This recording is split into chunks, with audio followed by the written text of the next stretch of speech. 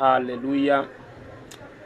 Tunaishi kwenye ulimwengu ambao kila kitu ni stress.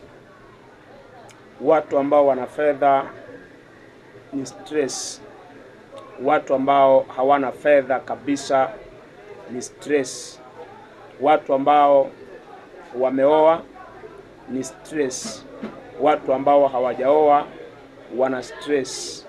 Yaani kwa sehemu kubwa kila kitu ambacho kinamzunguka mwanadamu sasa ni stress. Wale ambao wamepanga wana stress, kwa nini wamepanga? Wale ambao wana nyumba wana stress, kwa nini nyumba zao hawajazikarabati? Au kwa nini walikosea kujenga ramani ya nyumba zao? Yaani wale ambao pengine wana biashara, wana fedha, wana mitaji, nao ni stress. Wale ambao hawana mitaji nao ni stress.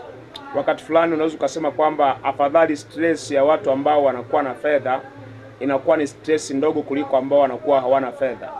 Wewe unakuwa huna fedha, ndio maana unaona stress ya mwenzako ni kubwa. Na ni wazi kwamba tatizo au changamoto inapokuwa kwa mtu mwingine ni jambo la kawaida sana kuiona kwamba ni ndogo, lakini ikiwa kwako ndipo utaiona kwamba ni kubwa kiasi gani.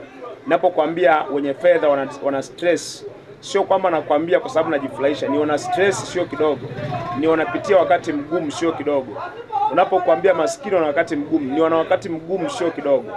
Na hakuna kitu, hakuna hali ambayo anayo mtu aliye popote, aliye vyovyote, ambaye kwa hali hiyo ndio anaona yuko sawa sawa. Kila kitu duniani kina stress.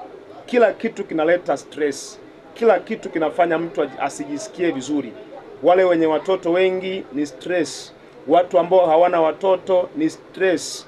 Watu ambao pengine wana magari ni stress. Ambao hawana magari ni stress. Wanaomiliki mashamba ni stress. Wanaokodi mashamba kwa wanaomiliki ni stress. Sasa nini kifanyike ili mwanadamu awe katika hali ya kujifurahia? Wewe umebakiza jambo moja tu. Umebakiza raha moja tu. Umebakiza namna ya kujisikia vizuri ni moja tu. Namna zingine zote zitakupa ahadi kwamba utakapotufikia ndipo utajisikia vizuri. Kama ambavyo kunakuwa na shauku kubwa ya mtu ambaye hana mtoto kwamba nikipata mtoto nitajisikia vizuri sana. Mwingine anasema kwamba nitakapojenga nitajisikia vizuri sana. Mwingine anasema nitakapopata mtaji hata wa Laki5 tu nitajisikia vizuri sana. Sasa tafsiri yake ni kwamba hakuna hali au hakuna mazingira atakayofanya utoke kwenye stress.